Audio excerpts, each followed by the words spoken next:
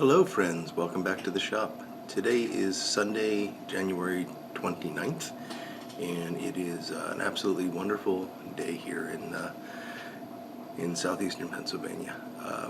Been having a great weekend so far. Went to the fly fishing show in Somerset, New Jersey yesterday. Had a great time. I'll talk more about that. And right now, enjoying a good old corn cob. And this is an old corn cob. This is probably going on 5 or 6 years now. Still smokes fine. I think they start to look kind of neat too when you start to get that charring around the top, and yeah, just it's character. And I am sorry if I'm a little bit discombobulated today. I've been working a lot in the shop. I've got the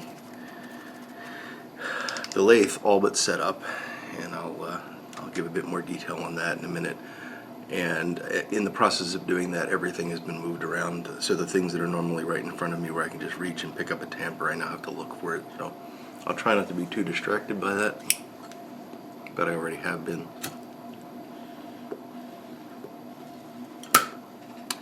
Yeah, so the fly fishing show, Somerset, New Jersey, it's the largest fly fishing show in, well, the show itself is the largest one in North America.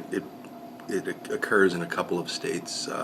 It's in Colorado, New Jersey. There's one, I think this year for the first time it was in Atlanta. It's also in Lancaster, Pennsylvania. Perhaps a few other places that I'm blanking on. But it's a great show. It's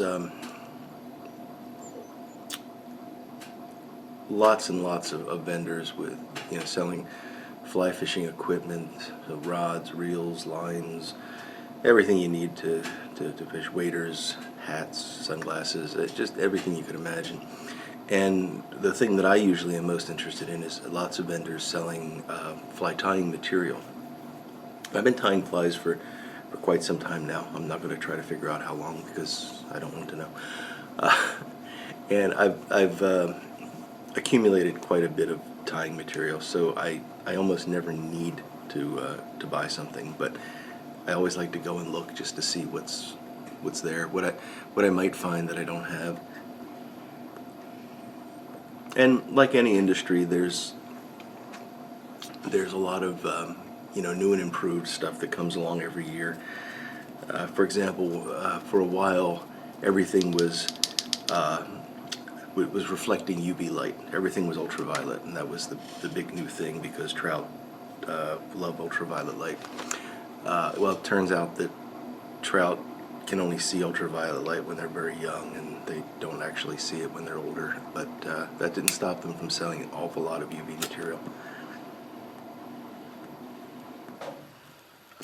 So I don't really go for that stuff, but it's the more unique types of feathers, the natural products that are unique. That's the kind of thing that I look for. But I didn't really see any of that stuff. I did have a great time. Met some friends that I haven't seen in quite a while. I've been out of the fly fishing world for over a year now, so it was great to get back in, reconnect with some friends that again I haven't seen in quite a while.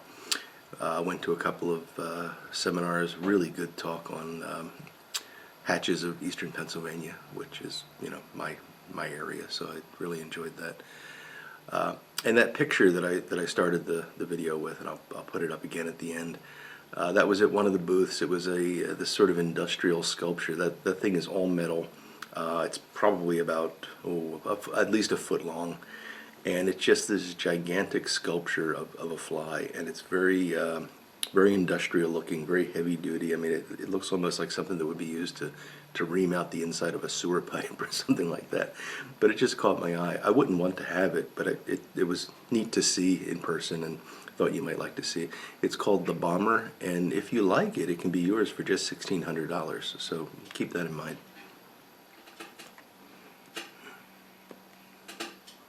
So that was a really good time. I usually, actually for a while I was tying at the show, and there's one in Somerset that's just the fly tying show.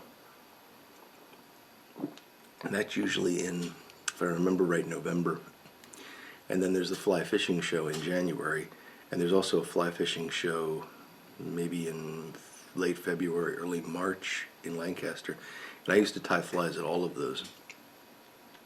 Oh, and that's the other great thing about this show. There are lots of guys tying flies, and you can just walk up to them and ask them questions. You can just watch them tie if you want to. You can also get to know them. So you can pick up new methods. You can, try out new things. It's really great for fly tyers to have that kind of interaction with other fly tyers. So anyway, it was a great time.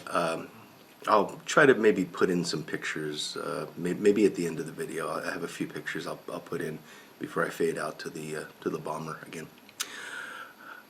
So that was my weekend pretty much, and now I'm back in the shop, and I've been working on getting the metal lathe up and running. I've made really good progress with that. I made a few test cuts yesterday. There's some things I've got to tweak. I won't bore you with details because most of you are not going to care, but basically just some of the movements aren't as smooth as I'd like them to be, so I've got to make some adjustments on that.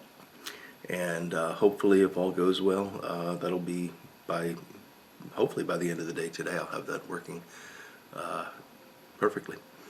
And if so, I will probably, I don't know if I'll get it in this week, but if not this week, maybe next week, I'll put up a Wednesday video of making a stem on the lathe, or at least making the tenon on the lathe, just to give you an idea of what that looks like, and you can see the new monster and see it in action. So I will try to get that up. If I'm real lucky, it'll go up this week, but I don't consider myself lucky when it comes to these sorts of things. So wanted to do a couple of quick shout outs, if you don't mind. A couple of new guys that I think are really worth checking out, and they're very new. I'm talking 2 or 3 videos new.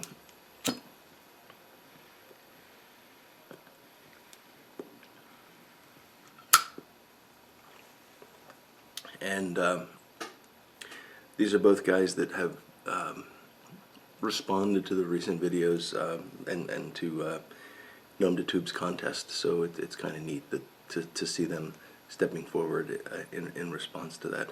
So the first guy goes by the name Unique Pipes McKnight, and if I'm not mistaken, his name is Kirk. Kirk is a natural in front of the camera. He's very funny. He's very open, friendly, welcoming. A lot of fun to watch, and he's put up a couple of videos so far. I just enjoy watching him. I think you will too. So I will put a link, and please go ahead and check him out. Give him a sub if you like. The other one is going by the name The Magician Piper, and I believe his name is Jack, although I'm not certain that's really his name. But we'll call him Jack. The reason I'm laughing is Jack is he's from Australia, and he is a professional illusionist. I would normally have said magician, but I think that might not be nice, so illusionist. And Jack is putting together a very interesting channel. He's very comfortable in front of the camera, probably from his performing background, and he's so far made a couple of very nice quality videos. The great thing about Jack is that Jack is not only new to the YTPC, he's not only new to pipe smoking. Jack actually has not yet smoked a pipe. He's very enthusiastic about it, but as of the last video that I saw, he has not yet lit up a pipe. He's going to, and he's going to take us on that journey. So I think it'll be really interesting to watch and see him almost certainly stumble, but eventually make it through. So we're pulling for you, Jack. And for you too, Kirk. It's really great to see new guys coming in like that and getting to know you. So check out both Unique Pipes McKnight and The Magician Piper, and the links will be down below, and if I remember, I'll put them up above too.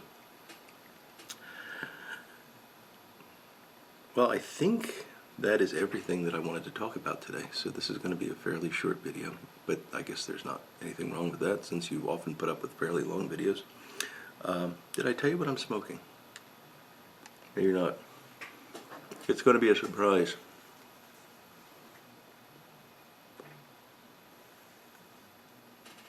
I got this from Bona Piper. Christian was very kind to send me a few tobaccos, and this was one of them that he recommended I try. Yeah, it's not bad.